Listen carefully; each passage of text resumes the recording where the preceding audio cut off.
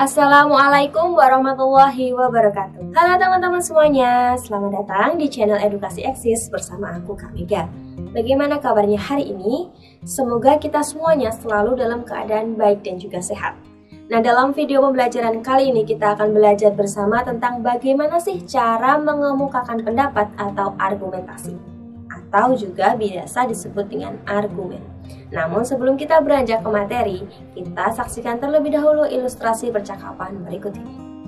Ketika liburan tiba, terdapat sebuah keluarga yang akan mengadakan liburan ke sebuah pantai. Namun ternyata tidak semua anggota keluarga tersebut menyetujui mengenai lokasi liburan.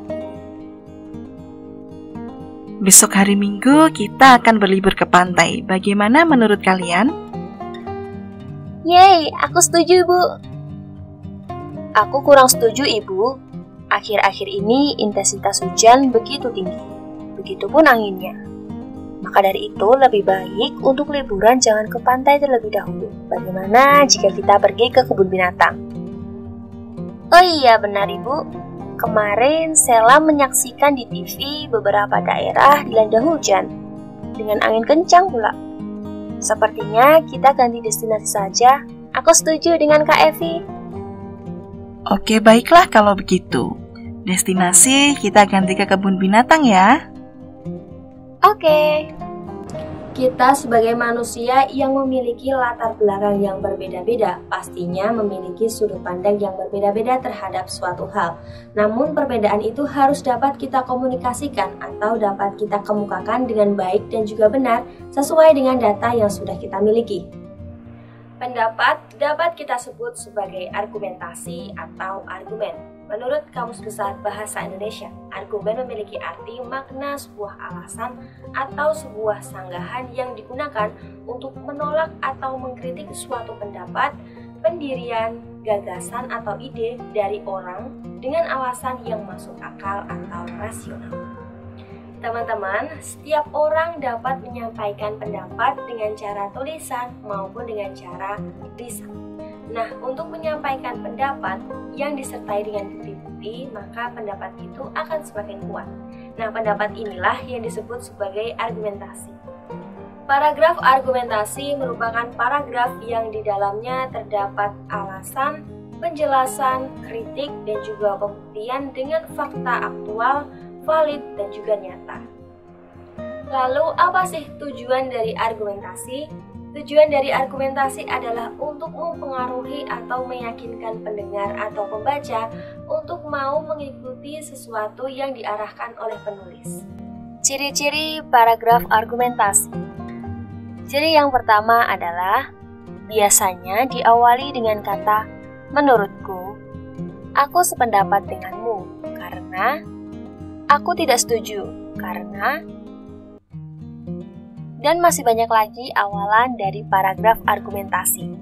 Nah, setiap kita mau berpendapat, maka kita harus menyertakan alasannya. Ciri yang kedua adalah isinya memberikan penjelasan mengenai gagasan, pendapat, atau keyakinan terhadap suatu permasalahan. Memerlukan fakta yang dilengkapi dengan data akurat untuk bisa meyakinkan orang lain. Apabila kita berpendapat namun hanya memiliki data yang minimalis atau bahkan tidak memiliki data, maka argumen kita akan sulit dipercaya oleh orang lain. Ketika kita sedang memberikan pendapat, harus menyertakan data yang jelas agar lebih meyakinkan. Data yang dimaksud dapat berupa angka, peta, grafik, atau gambar. Kemudian paragraf argumentasi mendapatkan sumber dari pengalaman, hasil dari suatu pengalaman, atau bahan bacaan yang tervalidasi. Nah, ketika kita mau berpendapat, setidaknya kita sudah memiliki pengalaman atau kita sudah tahu bagaimana hasil dari suatu pengalaman atau dari suatu bacaan yang sudah tervalidasi. Paragraf argumentasi berisikan analisis data yang masuk akal dan bersifat persuasif. Persuasif di sini dimaksudkan dapat dipercaya orang lain. Jadi, data yang kita berikan ini masuk akal. Kemudian berisikan analogi permasalahan untuk memperkuat argumentasi. Jadi, ketika kita akan berargumentasi, kita sudah tahu analogi permasalahan yang bisa memperkuat argumen kita. Teman-teman, dalam paragraf argumentasi biasanya diakhiri dengan kesimpulan dan kalimat penutup yang memperkuat argumentasi. Kesimpulan berbentuk pendapat yang lebih luas, tetapi bukan merupakan penegasan kembali topik utama. Dalam menyampaikan suatu pendapat atau argumen, kita tidak memiliki batasan. Namun sebagai makhluk yang berakal, maka kita harus menyampaikan pendapat atau argumen yang memiliki manfaat bagi lingkungan kita. Namun yang paling penting adalah ketika menyampaikan suatu pendapat atau argumen, maka harus disertai dengan bukti-bukti yang nyata atau valid sesuai dengan kenyataan yang terjadi. Nah, cukup sekian video pembelajaran kali ini. Jangan lupa like, komen, dan share video ini ke teman-teman kalian semuanya. Dan tentunya jangan lupa subscribe channel Edukasi Eksis ini ya. Terima kasih. Wassalamualaikum warahmatullahi wabarakatuh.